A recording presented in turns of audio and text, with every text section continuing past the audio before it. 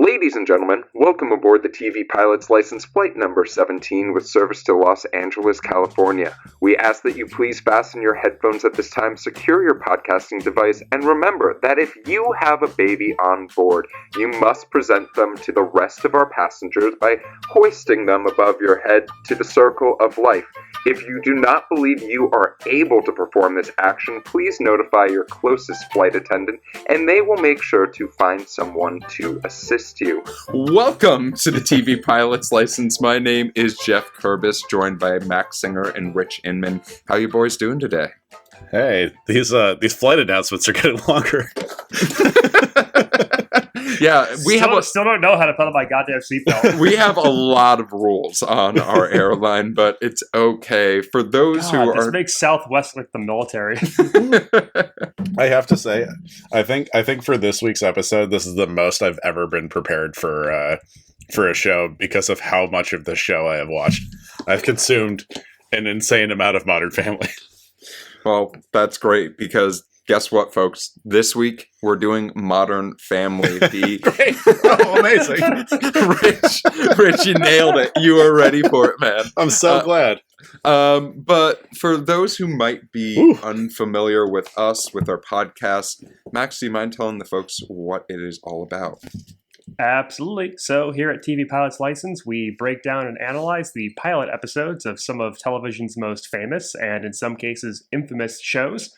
We figure out how these projects were greenlit in the first place, if they're effective pilots in making us want to watch more, and if we think they can be made today.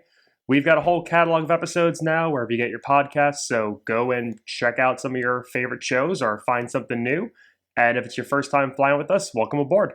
Excellent. And Rich, you always come with something a little bit extra, and you feel prepared for this week's podcast. So what is Rich's question of the week? So yeah, I did a lot of thinking about this one, clearly. And I wanted to know what would be the name of your sitcom about your extended family.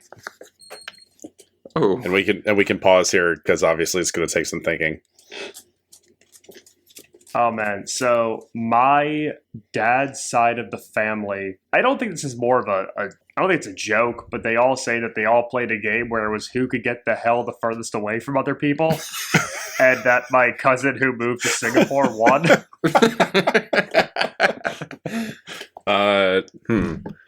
So, unfortunately... He's going the distance, that's what it's called. Oh, that's a great name.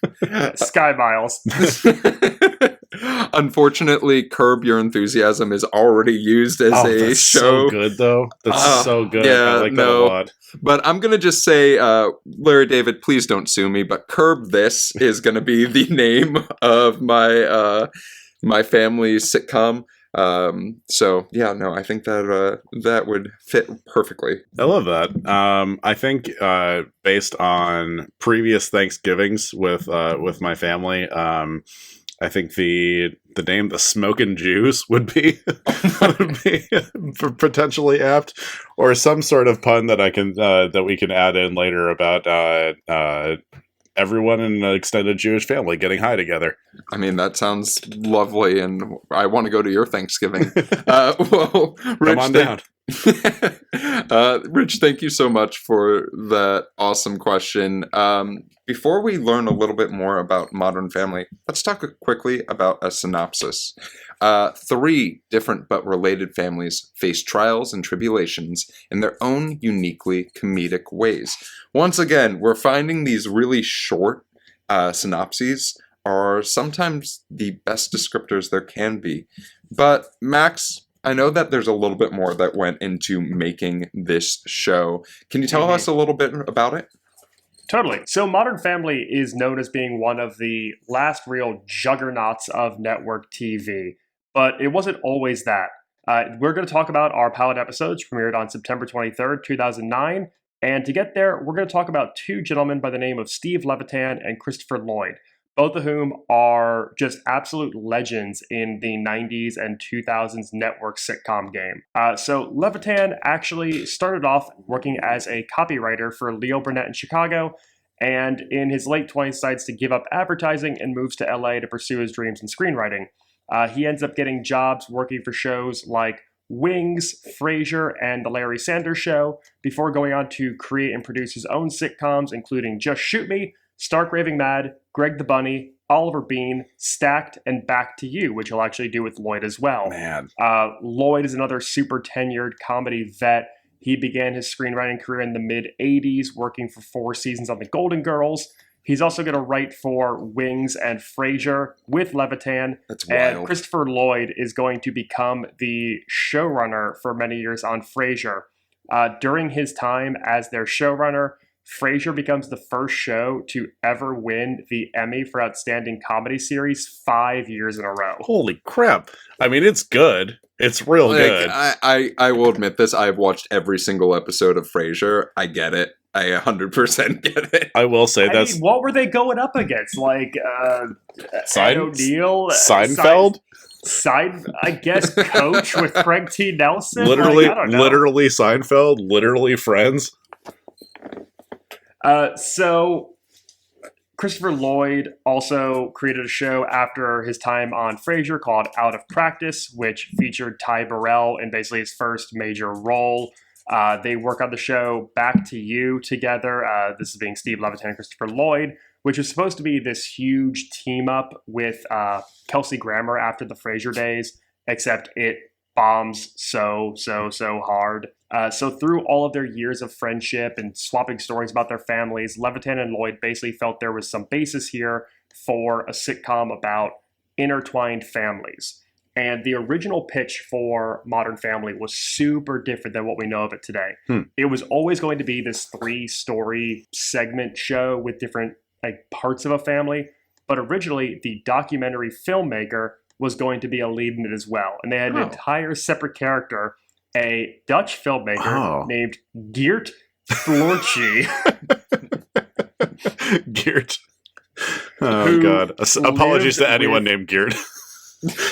So Geert Floorje was the name of the filmmaker, and he lived previously as an exchange student with Jay Pritchett, and he had this crush on Claire, and Mitchell had a crush on Geert.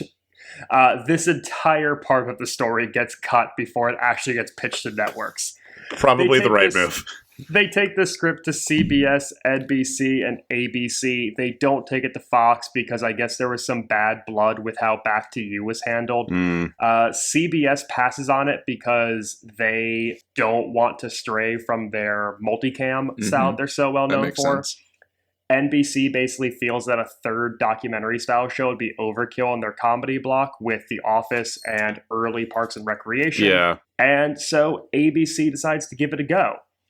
They've defined their writing style in the pilot script as basically being broad, old school style, like multicam jokes done in this modern single cam mockumentary setting. So it's like it very is intentionally doing old school 90s sitcom comedy jokes. Also, kind of a weird fact here is that egos were rampant between Levitan and Lloyd in the pre-production and first season of this show. They actually break up their partnership after season 1, and they strike a deal with ABC where basically they're allowed to each oversee a certain number of episodes per season without the other one's involvement. Whoa. So basically they have like a divorce, and the writer's room become these children of divorce. So it's like this week you're working with Levitan, you're doing this episode. This week you're working with Lloyd, you're doing his episode. And the two had an understanding they wouldn't have any input in the other one's episode. This pact went on for the entire rest of the run of the show. Holy shit. They did it for 8 seasons? We'll find out later. Yeah, we don't know. We don't know. For now, we're going to be talking about pilot and the date of September 23rd, 2009. Wow. All right. So, Max, thank you for that. Let's just dive right into it because there's a lot of stuff happening in this pilot, even though the synopsis might seem short. And we start off in one of our 3 households, the Dunphey household. And there's a lot of stuff going on. First, we have them just seemingly having breakfast. And one of the things that I thought was super clever of, I'm going to call this like, we're not your regular family sitcom, we're a cool family sitcom, is they start off with the joke of Haley's skirt being too short, which, I could see being in Married with Jeff. Children's, or maybe even being in like a Friends or something of that sort. But they play it off completely differently with just seeing how Phil reacts at being like, oh, that's a cute skirt. You instantly know that this is sort of like a very try-hard dad with mom who has to be the stickler, but like with a little bit of a difference. Novel idea for an American sitcom. Well, Dad who's completely oblivious, Oh. who's too busy paying attention to his cell phone to notice his wife's struggles and doesn't back her up in parenting. Oh, real original. this gives me this like one scene to start it off, sets the tone for me so well, because I love like just good like well thought out sitcom jokes, because they really like they'll immediately go into like miscommunication puns, and Phil automatically not even trying to be the cool dad. He's just kind of like the unattentive one. And Claire is obviously very type A, and obviously it's a huge mismatch, but also the family would be in complete chaos if they didn't have that. Mm-hmm. Yeah, it's just like a quintessential sitcom like family dynamic, and it just like it's very heartwarming to me. It's like it feels very comforting. Yeah. Well, don't worry, because Phil's not the only oblivious one in this family, because we find out right away that their youngest son has his head stuck in the banister again. Don't skip ahead too much, Max, but before We're going to read the whole script. Before we get there, though, I think one of the things that this show does really well in the cold open is it gives us all we need to know about each of the three families without saying anything about them in too much context, right? Mm-hmm. For Phil and Claire, they've been married for 16 years. They say it outright. They are the traditional family for the most part, with 3 kids, 2 girls, 1 boy who's the youngest. Then we have the Pritchett's. We have Jay, who is a middle-aged man with his new young wife and his stepson, who is love obsessed. And then we have the newest of the families, right? With the Pritchett's, in the sense that they just adopted a baby girl and are bringing her home for the first time in a scene that, you know, I will say the jokes in the scene were funny for 2009, but do we think that they aged really well into now when you do a literal baby with the cream puffs joke? Yeah, that was I really liked how heavy-handed and sitcom-y that line was. Like I'm a sucker for sitcom schlock, and that was like literally no one calls gay people cream puffs. At least they certainly didn't in 2009. That's like I don't know if Levitan or Lloyd are actually are there if they're gay. I mean, already having Eric Stone Street, who is not gay, right? Yeah, no. Yeah, be part of this couple. Like, I think that automatically speaks to like this already being a weird dynamic for 2022, but it very much like very strong in 2009. So there's you have to suspend some disbelief to make some of these jokes work, because it is so dense with jokes, and that's what I love. So if we're going to just take the cold open jokes segment by segment and do they hold up today, I think the Phil's oblivious answer of saying that Haley's skirt is cute when Claire wants a reprimand, that is still a funny dad joke. Oh, hell yeah. Phil trying to find out where the baby oil is to get his son unstuck, and Claire starting to say on our bedside, I don't know, just go find it. Like, yeah, like we can't talk about sex like parents fuck. Still funny. Gloria getting way too aggressive and passionately shouting at a 6-year-old youth soccer game. Very funny. Also, they make a reference to later that Manny is 11, but they say the kids in this soccer game are all 6. Is Manny just that unathletic that he has to play with the 6-year-olds? Ed O'Neill not being able to get into the folding chair. Still very funny to this day. And then, yeah, the plane sequence with Mitchell and Cameron, this is probably the area where the jokes are maybe a little more touch and go for now. I think, yeah, the whole soapbox speech to the passengers over being called cream puffs and then revealing that, like, Cameron just gave their newborn child a cream puff to hold. Like, that it is funny. It is. Like, instantly during this entire cold open, I'm giggling to myself, right? Because I think all of these jokes are just really well written. And Did you think that we would like to pay for everyone's headsets as a strong enough button, though, to smash cut? oh, into that's the a opening really credits? solid question. Would you rather someone pay for your headset in a flight or pay for your first drink on a flight? Discuss. Okay, so that is the ABC answer. The I will pay for everyone's headsets thing. I also think just the soapbox part of it is so extremely first Obama term thing. It's like now that gay marriage has been legalized and everything, and they tried to create some drama with people being inconsiderate around them. Also, were they flying back from Vietnam? Was that the? They say it's a 5-hour flight. Yeah. Oh, so I definitely don't know not. No. Okay. No, I maybe they're flying. I don't know. That's a really solid question. Maybe they had to take a layover in Chicago or something like that. I don't know. I just Vietnam play and Chicago are I just about play the a same pilot distance as New York and LA. on my podcasts, Yeah, we're not doing the Steve Levitan, Christopher Lloyd hit Wings. Which we should, if we cover, would that be hat on a hat? But after this cold Ladies open, and gentlemen, we would like to welcome you to your final destination, a plane. So we get the intro, and then we are back at the Dunphey household. And we have, I have to call it, I love Ty Burrell as Phil Dunphy. Oh my god. I love this always so good at this. so much. Perfect because casting. we have our first single talking head of him Mhm. just chatting and talking about how he's the cool dad.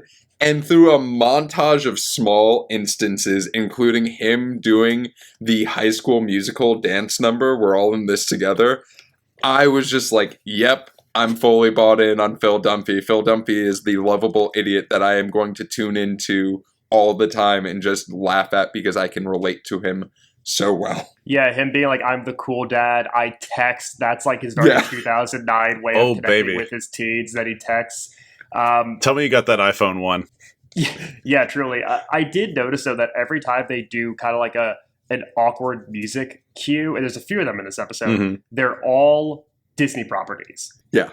And I've also noticed it's a thing that ABC does a lot in general. They use a lot of references. If you watch Abbott Elementary right now, there's a lot of references to Marvel stuff in there. It's oh, Disney has now just collected so much physical property. They have so much under their umbrella now. They could just sprinkle in all of these jokes that you wouldn't even notice are just from their own catalog into whatever shows they want. I guess that makes sense because from a production standpoint, you never have to ask for permission.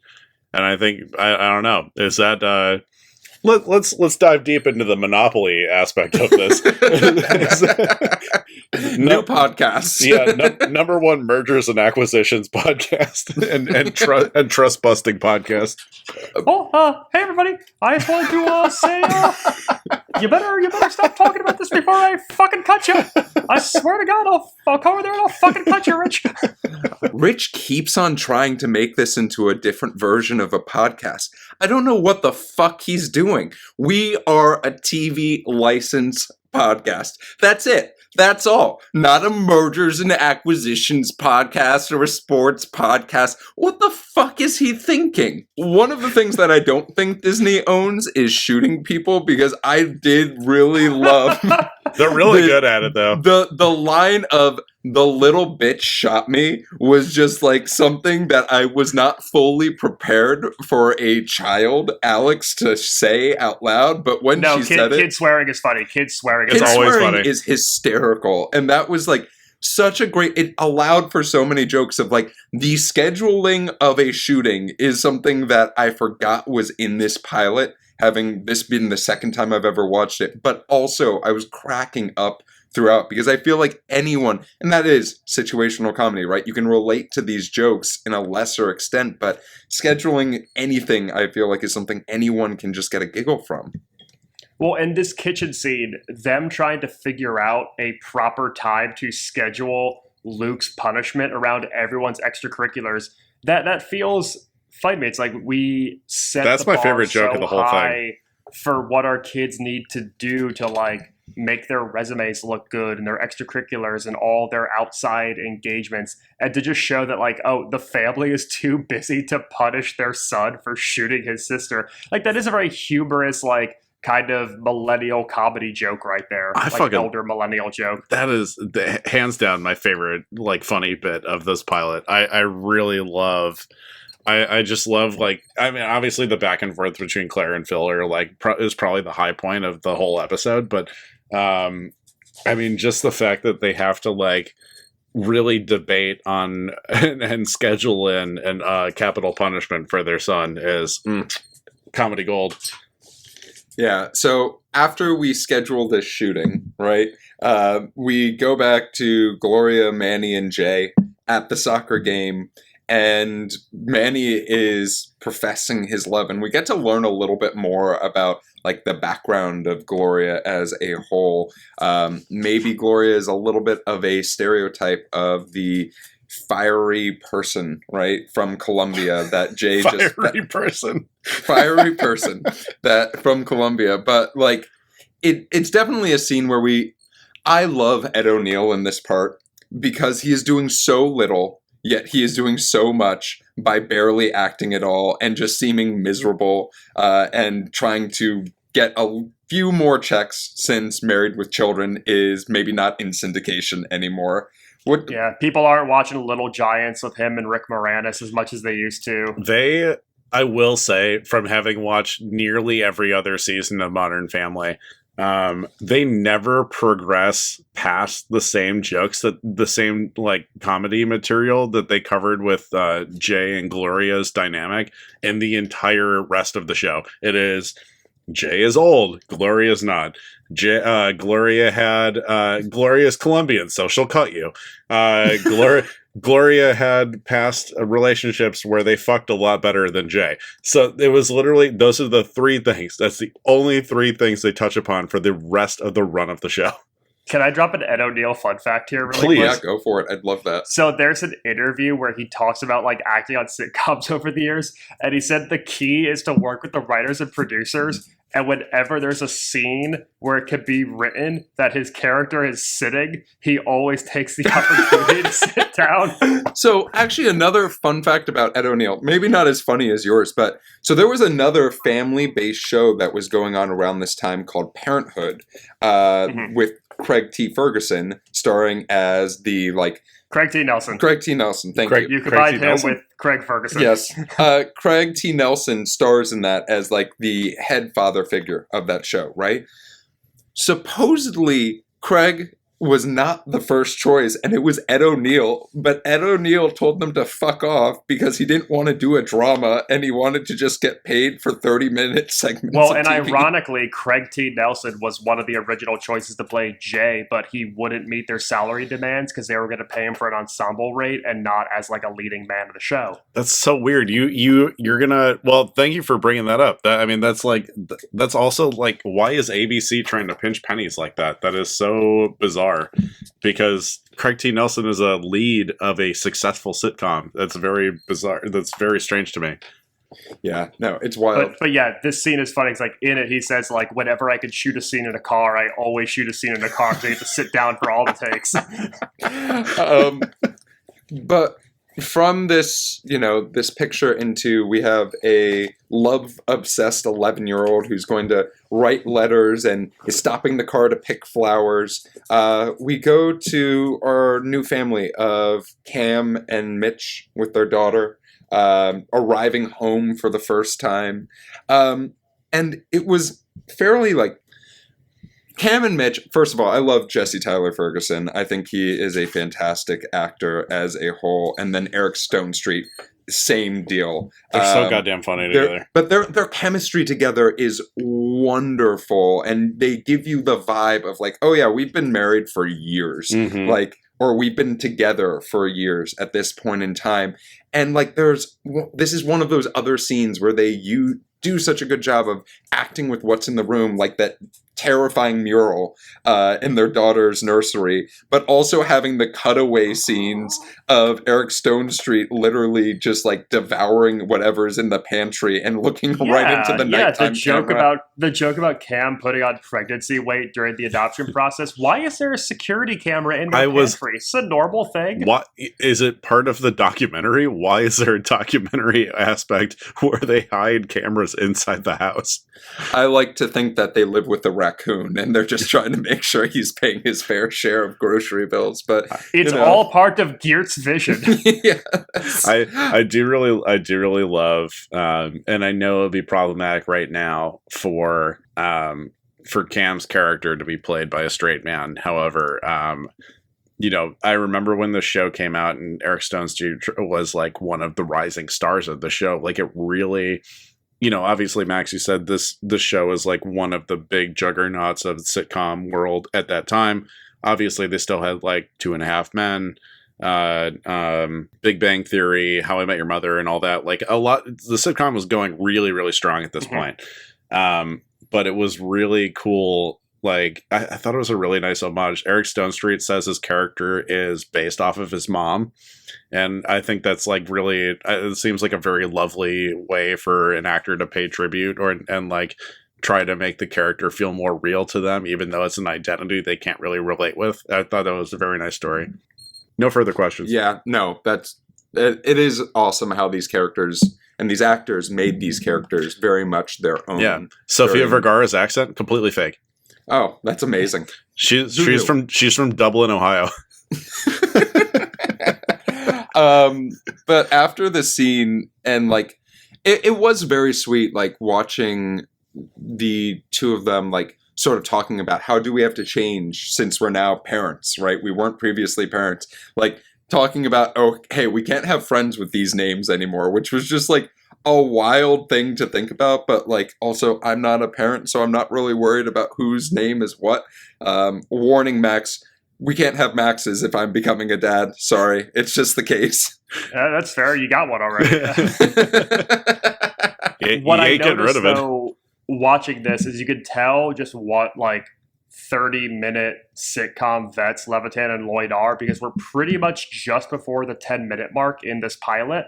So if you're thinking like a page a minute, like probably page 9 or 10 in here, when we get our main point of conflict and really what our end of Act 1 is, with Cam has invited Mitchell's family over to meet this baby. Mitchell has avoided his family sometime. There's a tumultuous relationship there. And that's really our end of Act 1. And it's like perfectly at that first third in the runtime of the episode. It's just such a like veteran TV writer move to like lay that smack down at this point. One thing that I was sort of curious about is when Cam says that, I believe it's Cam says that, it's Mitchell. Mitchell says, oh, I'm not telling my family. I didn't tell my family. Which is just like, what did he think was going to happen? They were just going to appear with the baby and said like, we have a baby. Like, I don't know. Like there could have been a little bit more with that, I guess. But at the same time, I think they did a great job of not doing more with it. Yeah, but you only have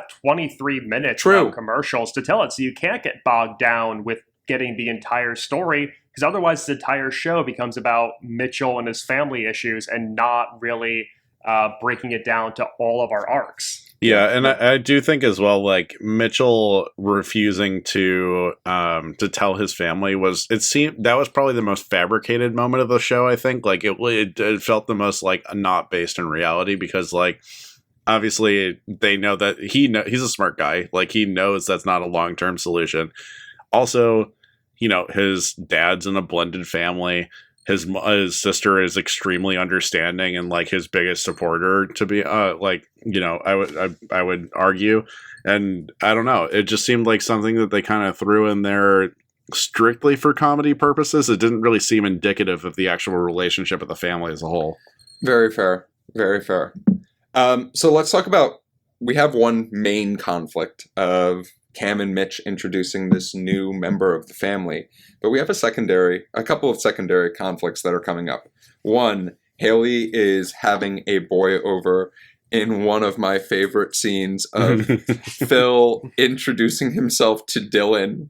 And I just have. It basically is the prison Mike character from The Office. Yeah, I just have in my notes. Let me meet this player, Phil Dunphey, yo, and that's it. That's it in my notes, and it was just so perfect. It might have only been like 10 seconds of dialogue, but it was, and then also the interaction with the stairs of like trying to be taller than Dylan is like, it was just really well done in this, like, how can we make meeting the boy a little bit more awkward? He's trying to get the higher ground on his daughter's boyfriend, ends up slipping in baby oil and hurting himself. Yeah, and I do really love, and shout out to Reed Ewing, friend of the pod, who plays Dylan, and I really love them introducing almost immediately that there's going to be a dumb person in the show, that there's not going to be someone with, like, you know, everyone else has their like dumb moments, like Luke has a lot of dumb moments, but he's also just like immature. He's a child. Yeah. He's a child. He's like figuring shit out. But Dylan comes in as basically the dumb foil to the Dunphy scenes, and it just makes me endlessly happy. Yeah, too many sitcoms are just highly intelligent. We don't have enough dumb people in 30-minute comedies anymore. We need dumb representation. I've been saying it for years. As spokesperson of the dumb community, I would like to say thank you, Steve Levitan, and thank you, Christopher Lloyd, for seeing me. We appreciate you. Absolutely. So as we leave Phil Dunphy in a cradle position on a couch, because down in the dumps. Yeah, as he injured his back, we come to the Pritchett family in the mall as Manny's about to profess his love. And there were so many lines that I really loved in this moment. The one quote that I have is, "I put my thoughts into words and my words into action." And that was just something that I was like, if we're ever going to do bumper stickers, as we talked about in our Dawson's Creek episode, that's a bumper sticker right there. The one that I jotted down in full was, "I gave her my heart. She gave me a picture of me as an old-time sheriff." That was... But it is nice. Like the thought behind the scene is really nice of, I think that Sofia Vergara's character of Gloria does a really good job of being like, to Ed O'Neill's character, like, you got to step up being a stepdad because you are not being a supportive human being. And like, that was the only one of the few very, very serious, I think, like, plot lines of this, of like, you are being a shitty stepdad who doesn't want to be involved, and I have a child who like is part of the family. And like, in the end, we sort of start to see that being taken into action in later scenes. Anything else that we got from like being at the mall other than Manny got a photo of himself as an old-timey sheriff? Oh, absolutely. Well, we get one of the mini conflicts here, which is kind of like Jay versus self and Jay versus time. Him feeling like perhaps he's not enough for his younger second wife, or he's out of touch with society. And that comes to a head when a mall security guard tells him to move to the side and keep moving with the mall walkers when he's trying to spend time with his wife and stepchild.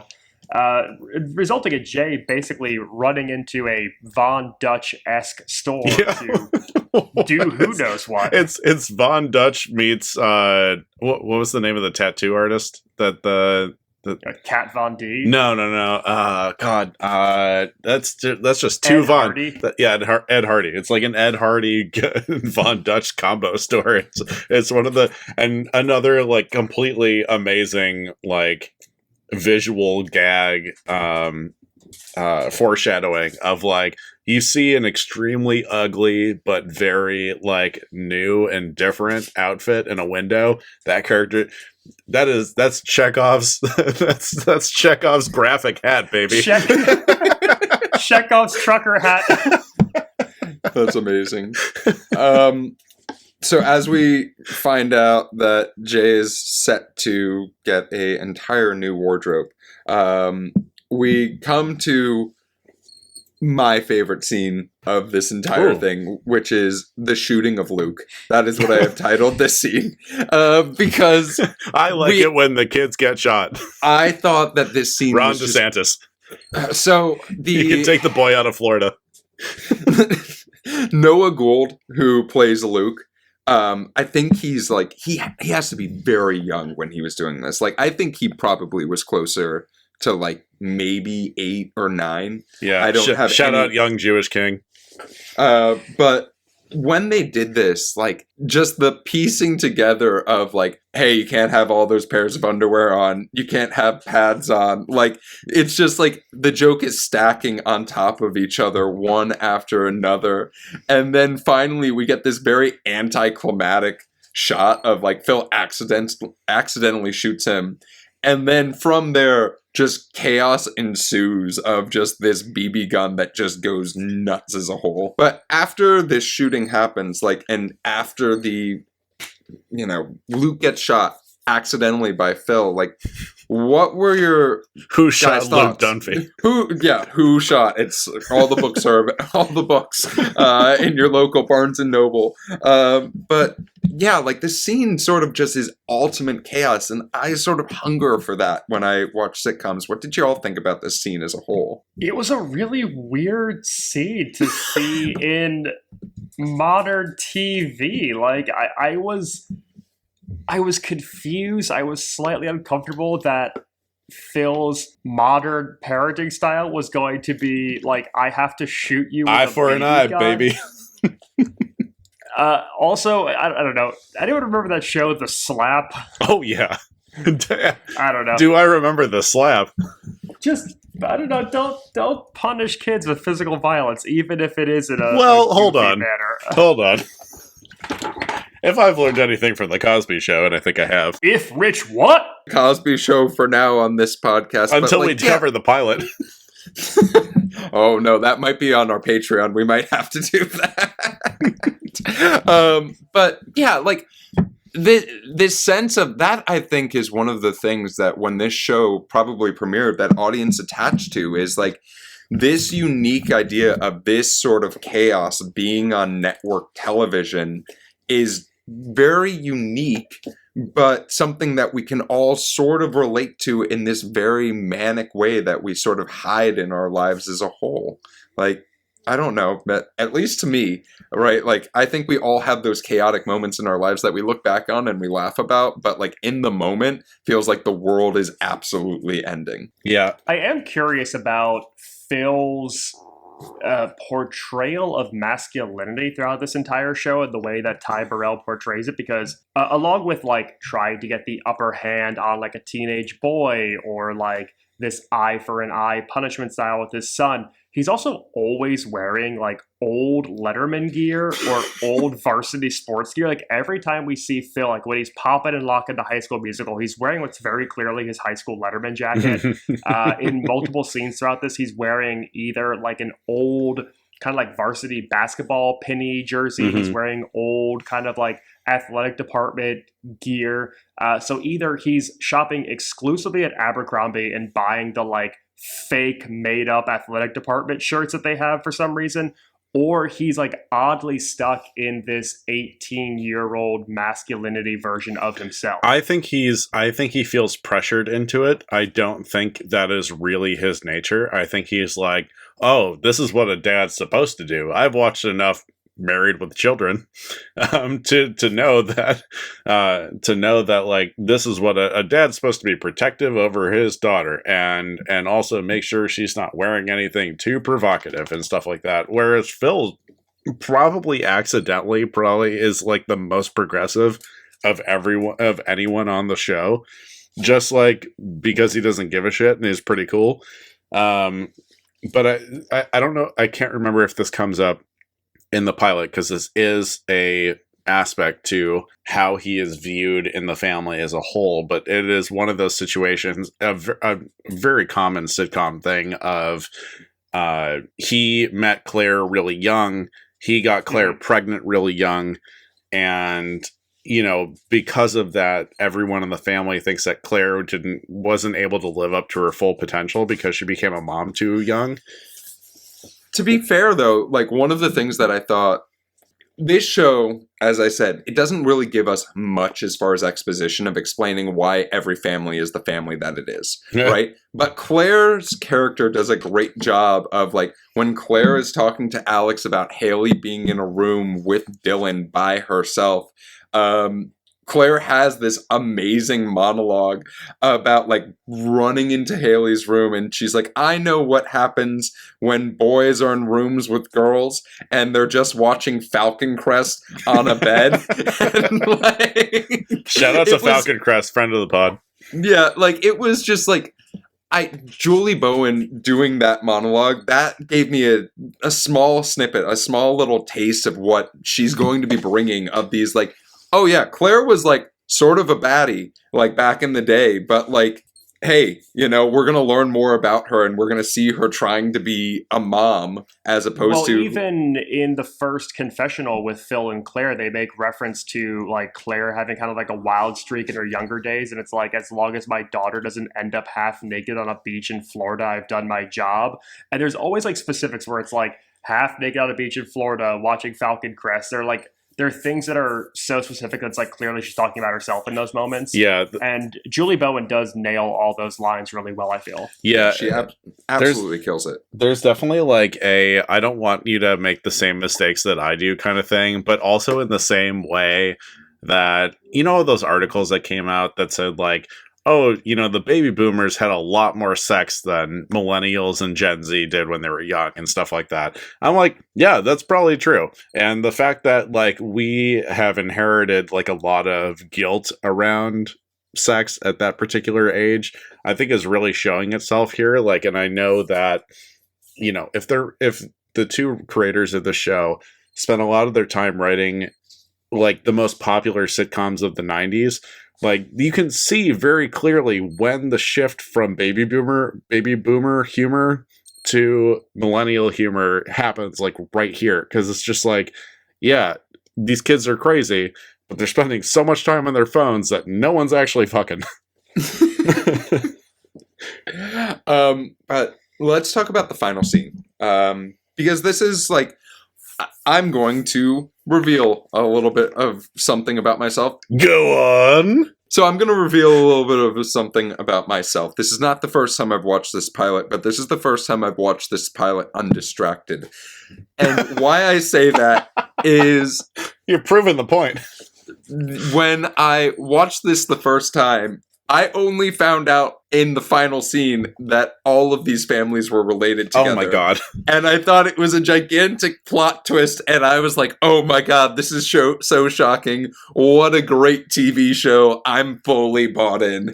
But then what I loved about this final scene, there's a lot of comedy in the scene, right? Like, the setup, Mitchell sets us up to, like, be ready for Jay being like, oh, I'm coming in the room. Like, all of those jokes are great. But you start to really get a picture of how well the writers wrote this as truly a family, being one, interacting with each other, from how they're greeting each other to just the things that they're saying when Mitchell is giving his big speech about that they are having a baby, and seeing how the family reacts to it.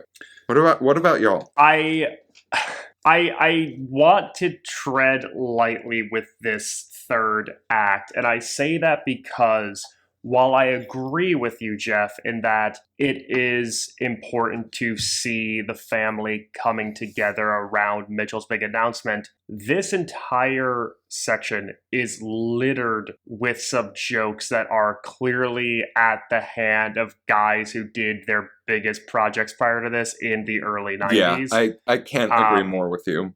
For sure. And after Cam forces Mitchell to do a straight chest bump to pump himself up to have the family come over, we get a lot of very touchy humor there. And I think we'll break it down as we go through this, but yeah, just, I don't know.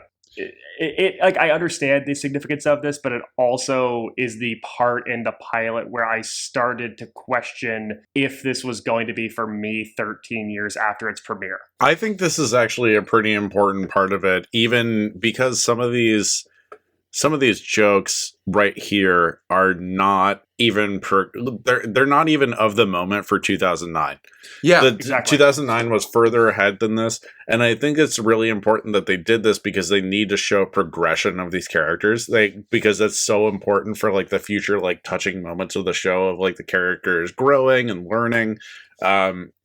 Jay being uncomfortable with gay marriage is like a really consistent part of the show for a little while. And, a lot of jokes are in there, and it is very much like an Archie Bunker type situation. Like, he is the Archie Bunker of this show.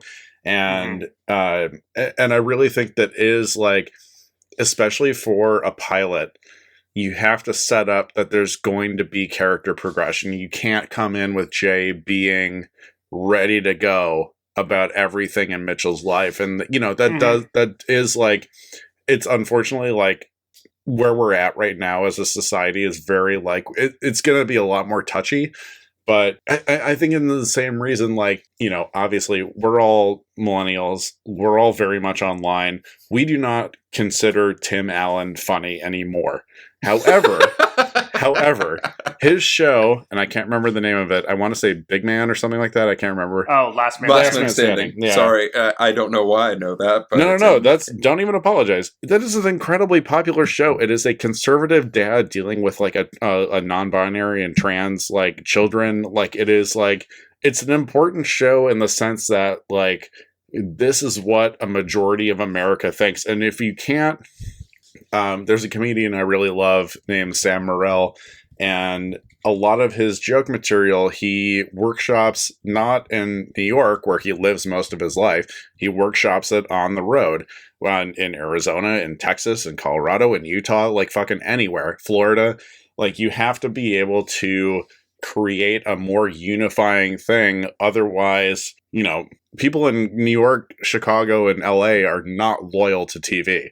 You want to make something that is going to be, okay, this feels cool to a family in Kansas, and let's try to open their hearts. And I think that is kind of what they're accomplishing here in a less extreme sense than Last Man Standing, because obviously the dad is more conservative in that, but accomplishing the same goals, really. Yeah, it's definitely I don't want to mistake this as representation on screen is super important. Sure. But there's definitely someone, I think, at ABC who might have said, hey, we need Jay's character to specifically hit with our baby boomers, because they're an important part of this audience, and we need them to still be tuning in during this time slot, because we're seemingly covering every other bit of the time slot. There were some funny, like, the entire idea of Mitchell saying, like, I will just bring it back to the idea of, like, there are funny parts of the scene. There are some jokes that I don't want to say out loud, because I even was like, ooh, that was a little bit rough. Yeah. But there were jokes with, like, Mitchell giving this monologue that seemed to be mistaken of all the things that he was saying, and the family misinterpreting what he was trying to say, because literally there was phrasing that they used. I think Cam said to Mitchell that he has to come out with it.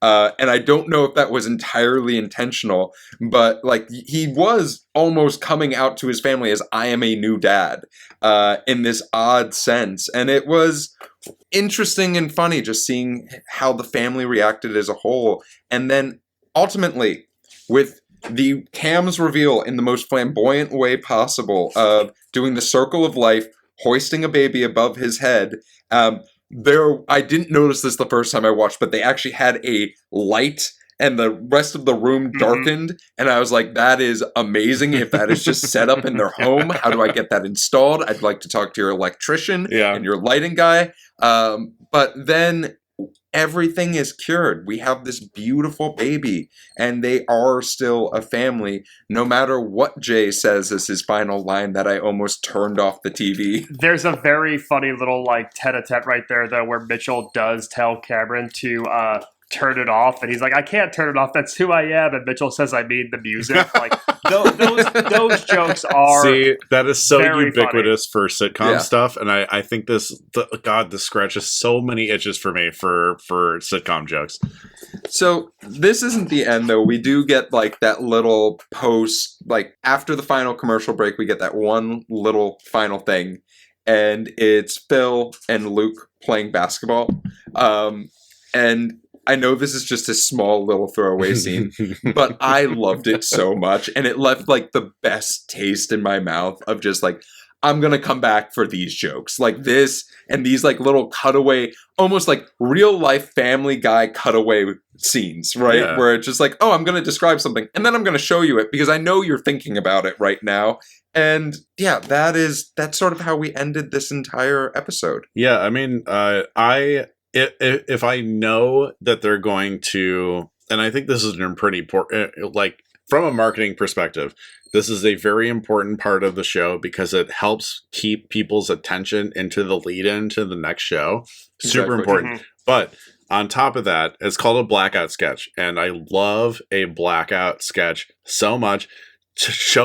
Give me the joke in 30 seconds or less, and like let bring it home with something extremely funny. It doesn't have to be this like really nice takeaway at the end. Let it be fucking funny and human. And I don't know. I just like I know it's not like really where we are right now as 2022, but I love this pilot so much, and I love the structure of the show so much. And that blackout sketch is definitely something that you see a lot of shows starting to utilize in like the mid to late aughts again. The Office was king of it. Office, Parks and Rec. Definitely Parks and Rec all the time. You're seeing it nowadays with Abbott, but I love the idea of just like either a callback to a reference, an ability to tease something for the future that maybe we're playing at. It almost kind of lets you break that rule of show, don't tell, and you can kind of just say something pretty forward without directly saying it. Or you could show a preteen getting his ass dunked on for 30 seconds straight with just heightened blocks of a basketball. Yeah, fucking and amazing. One, baby. So do you think that's going to die now that the main way that people watch these shows is no longer like, I don't know, terrestrial TV? That's like mostly, it's now that's going to be mostly streaming. If you're watching on streamers, by the time it goes in the next show ends, well, you get that button that says skip ahead. Yep. Like you can skip these buttons, I think, if you were to watch on a streamer, or you have to wait for it to come on, or you click back right away because the main episode's over. So yeah, I think that is something that feels really of like the 2006 to like 2016, and I don't know if we're going to see it moving forward. I will give credit to Netflix because they've been testing out trying to do these blackout scenes and in like some of their original stuff, and it keeps me on and I don't switch. And then they're starting to figure out like, hey, after we show like the EP's names, then you can skip the credits. So like there's something that's happening there. But that's go ahead, Rich. I really like, and I'm so glad you brought up Netflix because I really think they give the freedom to do that. And my best example of that is the way Big Mouth breaks the fourth wall and really like tries to get you to not hit that skip ahead button, or like they're really trying to like they'll address the skip ahead button on your screen. Yeah. Like while they do it. And I think that's so freaking clever. And it's very much in the same ilk as like, you know, the blackout at the end of it. I haven't watched a lot of older sitcoms. I don't know if that like became a thing, like the credit blackout sketch thing, like beforehand or what. But I just think it's incredibly clever and like a really great way to add in some extra jokes. Well, y'all, that's the pilot. Any things that we didn't talk about that you really loved about this pilot? Performances, specific jokes, anything of that matter? Yeah, the kid who plays Manny sucks. No, I'm kidding. We talked about the blackout button sketch, but I actually wanted to go back and talk about Ed O'Neill's VO as Jay to end the actual bulk of the pilot script, because I was thinking about what you guys said about needing Jay to be less understanding, to like you have to have like a grounding point to like build the arc from. And getting the VO of like the narration wrap up of how we're all from different worlds when we learn to come together, and then you cut to him on the couch and you realize he's reading and mocking Manny's letter that he wrote to the 16-year-old at the mall kiosk. That's so good. That's funny to me because it does. You think you're getting this tidy, wrapped in a bow sitcom ending, and in actuality, you're getting Ed O'Neill being an ass. And It's so clever though. It's such a good button on this episode. I think hearing you guys talk about needing some of those worst jokes in Act 3 so that you have a place to build off of gave me a better appreciation even in this moment of what a fun way it is to wrap up that pilot episode. Oh, so thanks, man. thank you that's for very opening sweet. my eyes on that. Learning. It's the same. It's the same sense of like all these different shows that we really love, like Desperate Housewives, like X-Files, and stuff like that. All these different shows that like really require a hard cliffhanger to keep people's attention. I think it's super important that a show have some room to grow. And I think that's really like what people enjoy. I think that's honestly what probably like really green lights a pilot. It's not necessarily the strength of the characters. It's not necessarily the strength of the dialogue or jokes up front. It's the ability to show growth and progression in a full season character arc. And, you know, just something that people can relate to. I'm so sorry. You can probably hear my dog crying in the background.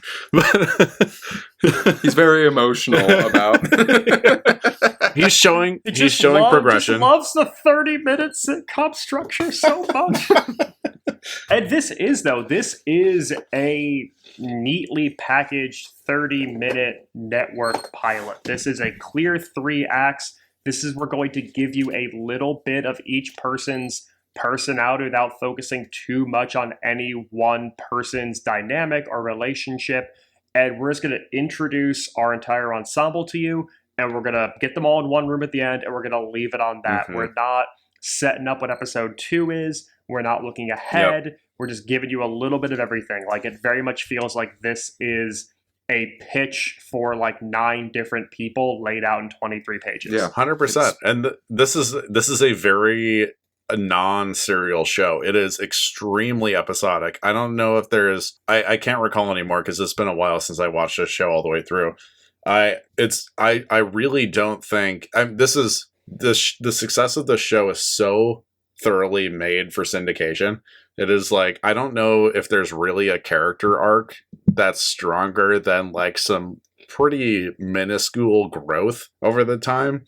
But that's what they wanted. They wanted something that would be episodic and not like, okay, one show or this one season is going to follow an arc for all 22 episodes or whatever. They really wanted this every episode to be its own thing. Yeah, I think you guys said it really well. I have nothing to add, but I do want to ask. We talked about some of the more unsavory jokes that are involved in this show, but was there anything else that caused us paused or wait a minute moments? Maybe one day we'll cover a network sitcom that doesn't make so many Asian jokes.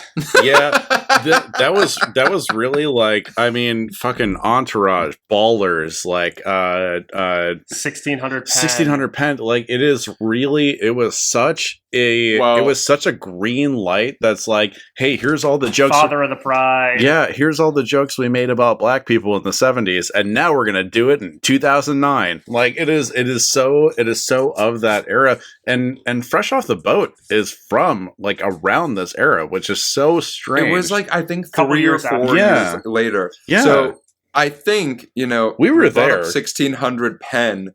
One of the EPs of this show, and also the director of this show, was Jason Winner, who also was involved with 1600 Pen and was an EP on all 13 episodes of that. So maybe, just maybe, all 13? Yeah, all 13. Maybe this joke followed him to and we talked about it in that episode. We're not going to ask you to go back and watch 1600 Pen. We will ask you to go back and listen to our episode on it. But go Jason watch it. I don't give a shit. Wider, whatever it is.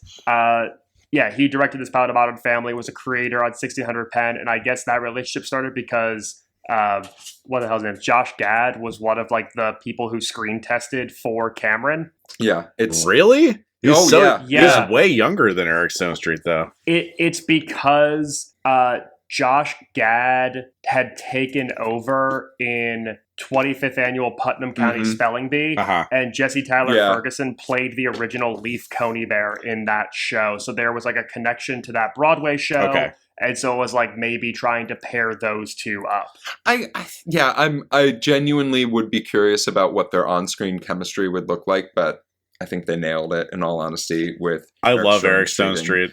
Jesse Tyler Ferguson. One of our most important Dodger fans. One of the most important Kansas City Chief fans that are out there. Also that. Yeah, he's very prideful about that. So let's talk about an in-flight question. In-flight question submitted to us from friends of the pod. You can find them on Instagram. You can leave us a voicemail.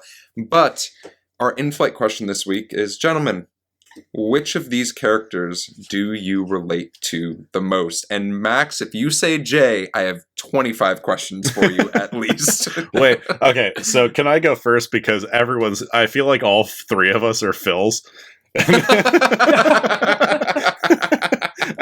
And I don't want to try to pick a new one on the fly.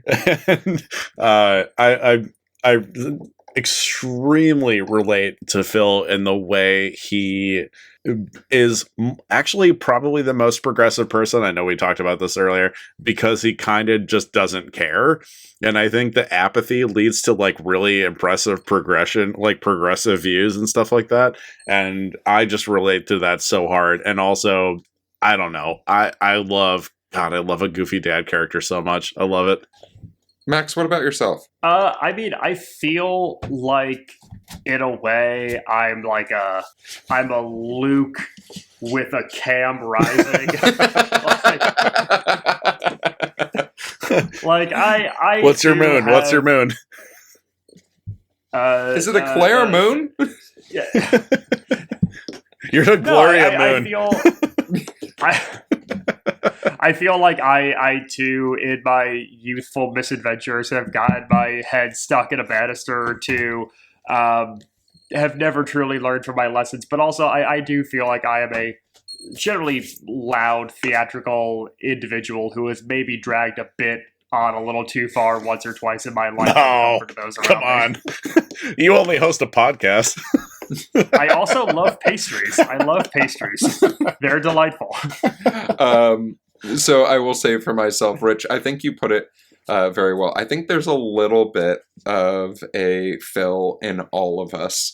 It's just natural, but I do also find myself relating to Cam and Mitch in different ways. And like sometimes you do have to be the serious person who's very nervous and anxious at all times, but also sometimes you can't turn it off. And that is something you have to be proud of.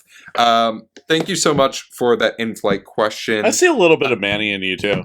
Yeah, I was going to say that Manny, I was, if my parents are listening to this. You're a little bit of a hopeless romantic. I definitely was a hopeless romantic. For many. I'm so sorry he got married and that changed that. I love my wife very much. Hey, Alex. But as far as the legacy of the show, buckle up. So 11 seasons, 250 episodes. Show ran from 2009 to 2020.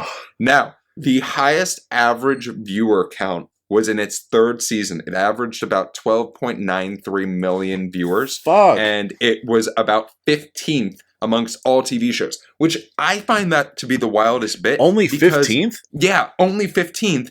And I find this to be, of most recent sitcoms, one of the most popular that was out there. But there was other stuff going on, y'all. Get ready, because the awards is going to get gross. They won 60... Oh, it's the Kids' Choice Awards. They're covered in slime. They won 60 awards and were nominated for 283 total. You might be curious about what type of awards they won. 3 Television Critics, 2 Directors Guilds, 1 Golden Globe, 6 Writer Guilds, 5 Screen Actors Guilds, 22 primetime Emmys. Let me repeat that for the folks who aren't listening closely enough. 22 primetime Emmys. That's 2 per season. Yeah.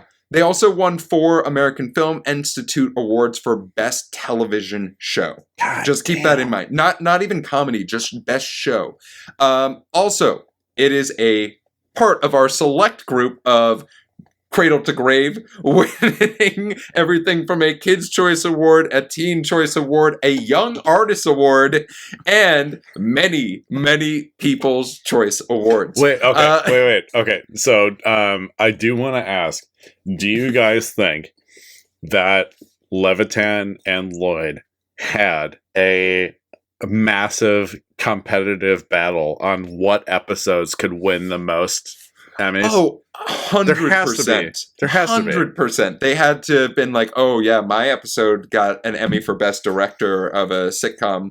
You got shit. Like, yeah, because forgive me if I'm wrong, but this is my understanding from like how SNL works and like in the Emmy season and stuff like that. You only submit one episode, right? Yeah. That's I believe you can submit more than one. Like I know in the dramas, like Secession's had more than one writing nomination this season. Oh, okay.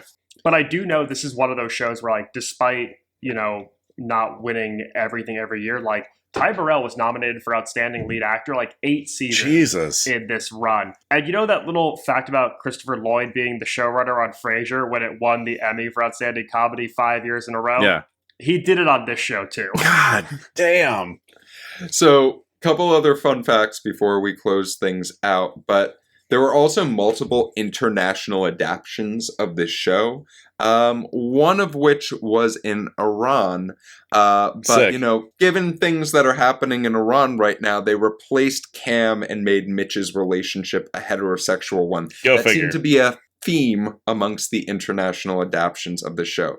Show has Sofia Vergara is still in it though, which is super confusing. Yeah. She's in the Columbia one, but she plays Claire.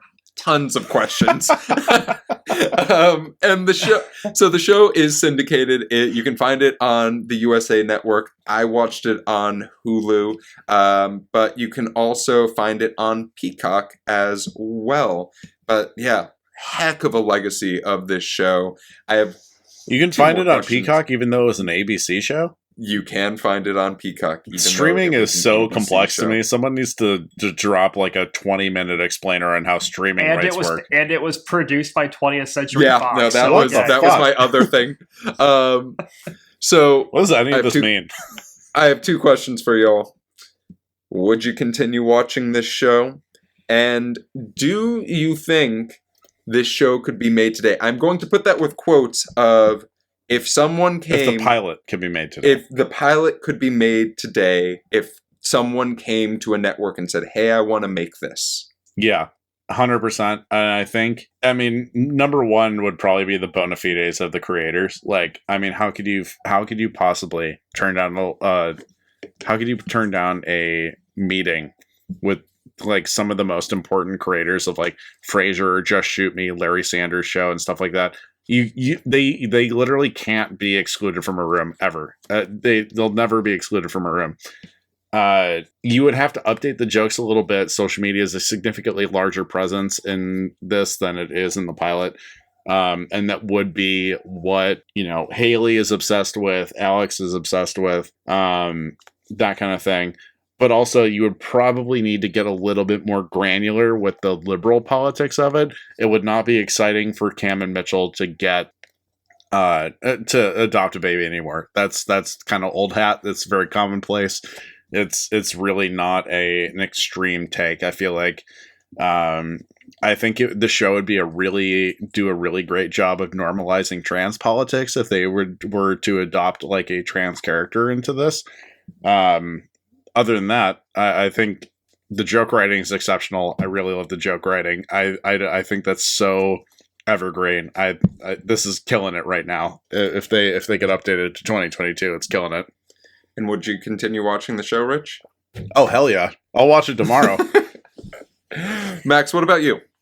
So, Rich, I know you mentioned that these guys could walk into any room based on their credits, and while I agree their stints with Wings and Frasier and Larry Sanders are impressive, they're also some of the people behind Stark raving mad, Greg the Buddy, Stacked, Oliver Bean, back to you. Hit after hit after hit after hit. They can't stop. Yeah, that's the problem. This show is lightning in a bottle. I do not think we're going to see another show that puts up the numbers that this did. The dominance in primetime award series, the 250 episode run for a single camera that also shot a lot of stuff on location, including like outside of LA. I just don't think that this dynamic resonates with people 13 years later. I think that it is of a time and place of the late aughts, that first Obama term optimism, bright-eyed, bushy-tailedness of like Americana. If they were to make it today, it would have to have so much more Geert Florche in it for it to even be considered. Yeah, there's not enough Dutch people in this. Like you'd have to have Biggest complaint. to really center. If you center around Geert, I think you could get it made. No, I just think that this is of a time and a place, which is weird to say for a thing that was only 13 years ago, but it just feels there's like a generation that's passed since then. So no, I don't think it could get made today. And I'll be honest, I don't think I'm someone who's going to keep watching it. I was kind of never really on this bandwagon when it aired. This pilot has its moments, but I think I would go other directions with my time. Interesting. All right, let me round us up. Rich, I think you hit on it really well, in the sense that there would need to be higher stakes, because some of the things they do in this show I consider very much just table stakes at this moment in time. Edgy for the moment. Edgy in 2009. Sure. But now we've progressed. I think the world in a very challenging place that we are in right now with a lot of things that are going on, there are new revelations that we've also witnessed and have become accepting of as well. If a network is willing to take those on, let's do it. Let's try it. Would it test really well? I don't know. Unfortunately, I think that you have to ride that center line in order to get greenlit by a network. But as far as watching this, I absolutely, if this is just on TV, I'm going to watch an episode. I think there's some amazing jokes. I was giggling throughout this. And yeah, am I going to go out and seek it? Maybe not. But am I going to sit down with my family and watch this? 100%. I think this is a great watch for sure, and everyone's going to get a laugh of some sort. With that said, our flight has landed. Where can we find you two gentlemen? So you can find me on social media at Geert Florche. That's GeertFloortje at Geert Florche. No, you can find me on all things social media at Maxwell Sing. You can find original sketch comedy from myself and Rich being made over on TikTok at Dadwagon Comedy. You can find me smuggling a box of cream puffs back from Vietnam. And you can also find me on Instagram at Damn That's Rich. And yeah, follow Dadwagon Comedy. You can find me dunking on toddlers at your local trampoline park, but you can also find me on social media at Run Jeff Run. You can find the TV Pilots License podcast on a variety of different social platforms, including Twitter, YouTube, and Instagram at TV Pilots License. If you have a question for the show, maybe you have an in-flight question for us, feel free to shoot us a DM. You can shoot us an email at tvpilotslicense@gmail.com or give us a call at 213-290-1713. Make sure to watch out for our Instagram. We usually like to give sneak previews of what's coming up.